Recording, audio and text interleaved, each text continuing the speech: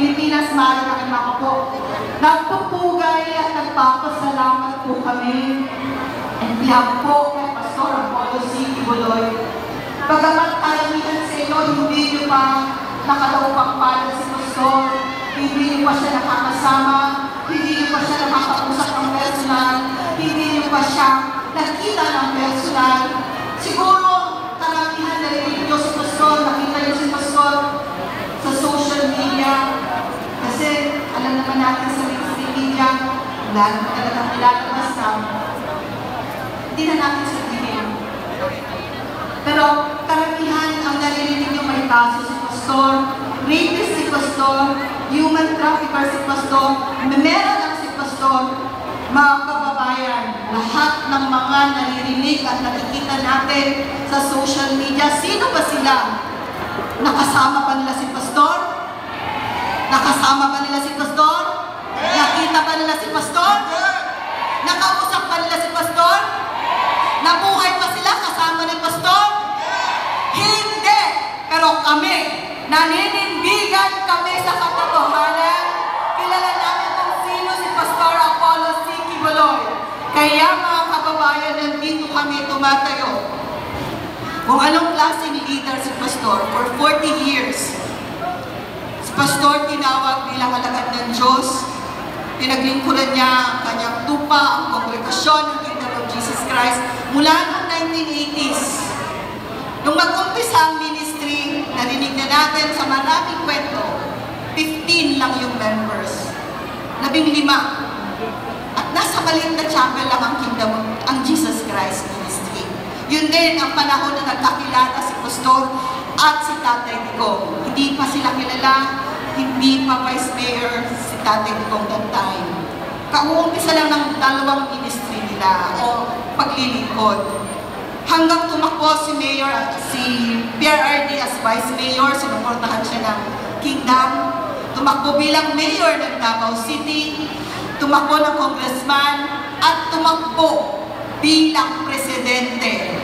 At sa lahat ng ito, kasama si Pastor Apollo C. Kibuloy dahil ang kanilang pagkakaibigan walang iwanan kahit anuman ang mangyari. Ang suporta ng Kingdom kay PRRD, wagas. Walang iwanan sila. So anong nangyari? Si Pastor, umusbong ang ministry niya mula sa 15 miyembro hanggang ngayon sa buong Pilipinas at sa ibang-ibang dako ng mundo, may KOJC. Meron na may punla ang mga salita ng Ama na pagtuturo ni Pastor kung paano maglingkod sa Diyos at magiging mabuting mamamayan. Ganon din si PRRD. Anong nangyari sa Davao? Napakagulo ng Davao ng 80s. Nag-umpisa ang ministry. Yun ang laboratory ng CPP, NPA, NDF, ang insurhensya, ang krimen. Araw-araw may nagtutumbahan sa kalsada o sa daan. Mga pulis, tinatamaan. Ganon si Mayor. Naayos ba? Naging peaceful ba ang Davao? Naayos ba ang Davao City? Dahil sa mga pangalan ni Mayor Duterte? Yes! So, kaya nga, may 911 para kung Davao lang, tapos sa kanila. Bawal po ang no smoking, may no smoking ban, no firecracker. May willpower kasi si PRRD. Ganun siya, may kamay na bakal, pero may puso na malambot. Tama ba? Dahil ang puso niya para sa mga mamamayan. Ganun din si Pastor. Mahigpit, may disiplina sa Kingdom. Pero ano naman ang nangyari? Naging masunurin ang bawat isa sa amin sa lahat ng akda ng ating Panginoon at maging mabuting mamamayan. Na-witness natin yan nung sinukog kami ng libu-libong pulis last year, 2 beses. Una, noong June 10, hindi mo akalain na magagawa ito ng pamahalaan. Hindi mo akalain na ang isang compound, malinis, maliwanas, walang ibang ginagawa, kundi manalangin, magpuri sa Ama, magpasalamat, umawit at magpasalamat sa ating Ama. biglang susugurin, hindi ng isa, hindi ng dalawa, libo-libong pulis na sila ang dapat magproteksyon sa akin, sila ang dapat magpapatupad ng batas. Pero anong ginawa nila? Nilusong nila ang POJC. Hindi isang compound, hindi dalawang compound, apat na compound ang sinilan nila at sakitan silang pumasok illegal at wala sa batas. Bakit? Nahanap nila sa tao. Kung matino ang isip mo, alam mo kung anong batas.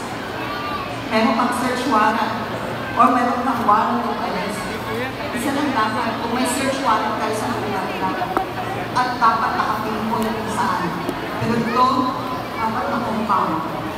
Marami kami sa Senate hearing, 2 beses. Dahil desisyon ang nagawa nila. May nangyari na wala. August 24, bumalik sila. Kaya sabi nila, tatapatan nila kung ilan kami doon sa Kingdom of Jesus Christ compound. Nandun yung mga bata, nandun yung mga tata, dahil pamamahay namin doon. Bahay namin yun, tinitirhan namin yun. Pinagdagan nila, pinangpulis na, 5,000 madaling araw. Siguro nakikita nito. At sabi nila, 30 minutes, bigyan namin kayo ng 30 minutes, lulusog kami whether you like it or not. Ganon. Wala pang 30 minutes, nagkakagulo na. Dahil lumulusog sila sa likod. Ano sinabi ng pamahalaan? Lahat ng talon na pulis, walang armas, kahit isa. Wala bang armas? Yun. Sabi, walang armas kahit isa. So, walang human rights violation. Wala rin daw tigas. Wala kami ginamit na tigas. Mukhang nawawala na talaga tayo sa tono ng mga kababayan. Kaya, kailangan na bang ayusin ang Pilipinas? Kailangan ayusin na ba ang Pilipinas? Kailangan na natin. Hindi na natin patagalin. Kailangan na tunay na pagbabago. Wala nang batas. Ang ginawa pa nila sa LGC, ginawa pa nila kay PRRD. Exactly, kung anong ginawa ng pag-uso ng pulis at sino-sino yun, ganun din ang ginawa nila ng former mayor, former president ng Iguawa Duterte. Dalawang tao kung nag-aral ang buhay. Ang isa, spiritual, pinampanan niya bilang ama, hindi naman Jesus Christ, nalagaan, pinuwan niya kami. Upang sumunod sa lituntunin, maging mabuting mamamayan, mabuting tao, naglilingkod at kailangan sa Diyos. Si PRRD ganoon din. Naging ama siya ng Davao City at naging ama siya ng Pilipinas. Anong klaseng ama? Inarugan ba tayo? Inaayos ba niya? Yes. Kaya ano ngayon ang sigaw ng Pilipinas? Duterte ba rin? Ano ang sigaw ng Pilipinas? Ano? Duterte pa rin. Kasi gusto natin ang klaseng pamamahala ni PRRD dahil doon natin natikman paano maging ligtas sa pagdating natin sa gabi, maging maayos na wala o nabawasan ang krimen, na halos na wala na yung insolvensya. Papunta na tayo sa golden years ng Pilipinas. Ngunit natigil yun. Kaya sa panahon ito, kailangan natin isang ama ng bansa na mag-aaruga, mag-aayos ng ating bansa katulad ng isang ama na walang ibang iniisip kundi ang kapakanan ng kanyang mga anak, ang pamamayang Pilipino. Kailangan ba natin? Ay, hindi. Kailangan na naman ba natin ng leader na talagang mayroong pagservisyo at tunay na paglasakin para sa mga mamamayan? Kailangan natin. Kaya nagpapasalamat tayo sa pastor na nag-usap ng kanyang wala siyang pangarap, wala siyang ambisyon. Join, nag-attend sa rally. rally. Kung tayo si pastor sa Kingdom of Jesus